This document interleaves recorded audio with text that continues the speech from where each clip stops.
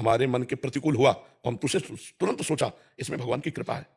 तो यार मन कहेगा कृपा क्या है, लाभ मिलना चाहिए, हानि हो गया तो अकृपा हो गई। नहीं नहीं, पक्का कृपा है, मुझे समझ में नहीं आ रही, लेकिन जो लाभ मिलने से हानि होनी थी उससे मैं बच गया, हानि होने से कृपा का अनुभव होगा। जैसे एक मंत्री थे, वो संत संग करते थे, तो सत्संग में उन्हें पता चला कि जो भगवान करते हैं वो सब अच्छा करते हैं, और शरणागत भाव ले लिया, और फिर ये सुना कि शरणागत का भगवान हर विधान स्वयं करते हैं, तो जो कुछ हो, तो बस वो एक शब्द सीख गए थे, बड़ी कृपा बड़ी कृपा।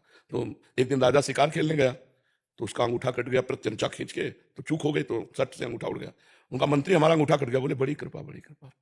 बोले मेरा अंगूठा कट गया, कह रहे भगवान की बड़ी कृपा, उठाओ इसको जेल में डाल दो। बोले ये भी बड़ी कृपा भगवान की। बोले मंत्री पागल हो गया है, कहा मंत्री पद से जेल में, कह रहा भगवान की कृपा, अंगूठा कट गया, कह रहा भगवान की कृपा, प्रतिकूलता में भगवान की कृपा।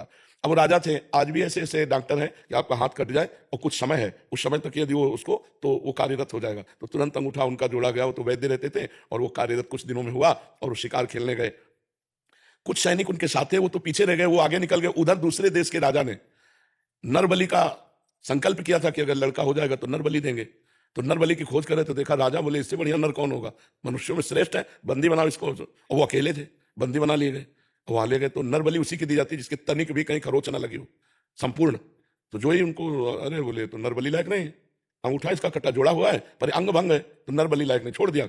बड़ी भगवान की कृपा, जब अंगूठा कटा था तो मंत्री ने कहा था भगवान की बड़ी कृपा, अगर भगवान की कृपा से अंगूठा ना कटा होता तो आज गर्दन कट जाती। ये मंत्री ने तो ये सही कहा था कि भगवान, लेकिन वो जेल में सड़ रहा है, ये कौन सी भगवान की कृपा। वापस गए, मंत्री को बुलाया और कहा कि हमारा अंगूठा कटा था ना, तुमने कहा था बड़ी भगवान की कृपा, तो वास्तविक मंत्री भगवान की बड़ी कृपा, लेकिन तुम जेल में सड़ रहे हो तो क्या। तो बोले आप बताइए तो कि आपके ऊपर कैसे कृपा का अनुभव हुआ।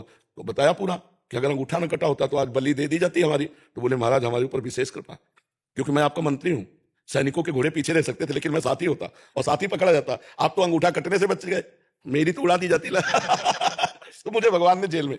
तो भगवान का हर विधान मंगलमय होता है, चूंकि पर्दे में रहता है इसलिए हम जान नहीं पाते।